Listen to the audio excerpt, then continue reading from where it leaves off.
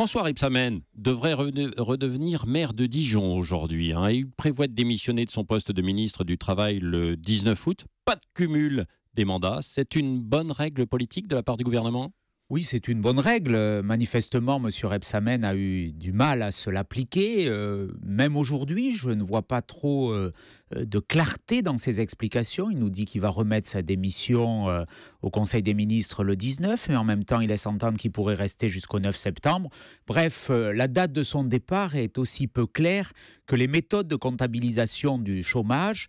En tout cas, je crois qu'il n'aura pas laissé une grande trace à son passage au ministre du Travail. Ça aura été plutôt le ministre du Chômage que le ministre du Travail. Vous voulez dire qu'effectivement, les chiffres ont été revus, corrigés ? Lui dit non. Nicolas Sarkozy, quand il en a parlé la semaine dernière, le sait bien que je n'ai pas changé, manipulé les chiffres.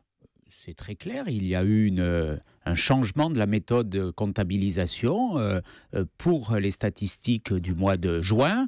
Personne ne peut le nier, et pas plus le ministre du Travail. On voit là aussi qu'il y a une sorte d'enfumage qui est fait par le gouvernement. Les socialistes sont des embrouilleurs. Ils ont une relation assez ambiguë avec la vérité, à l'image du premier d'entre eux, le président de la République, qui a tellement menti pendant sa campagne électorale.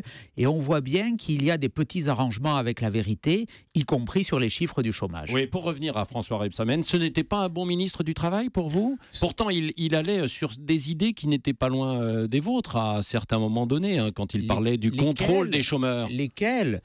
Il en a parlé, mais l'a-t-il fait ? Ça a été le ministre, je le redis, du chômage. Celui qui devait accompagner l'inversion de la courbe du chômage, tant annoncée par M. Hollande depuis 2013. Il faut quand même se rappeler que depuis 2013, M. Hollande nous promet l'inversion de la courbe du chômage. Le chômage a augmenté de plus d'1 million aujourd'hui depuis l'arrivée de M. Hollande au pouvoir. Si on comprend toutes les catégories pour la France entière, c'est énorme. Et c'est énorme d'autant plus que tous les grands pays industriels ont vu le chômage diminuer. La France est le seul pays, depuis la fin de la crise économique, qui voit le chômage continuer à augmenter 2 fois plus de chômeurs qu'en Allemagne, qu'en Grande-Bretagne, qu'aux États-Unis. C'est le bilan socialiste. C'est pas celui de M. Rebsamen. Je lui ferai pas ce procès, ce faux procès. C'est celui du président de la République qui porte cette responsabilité. Éric Ciotti.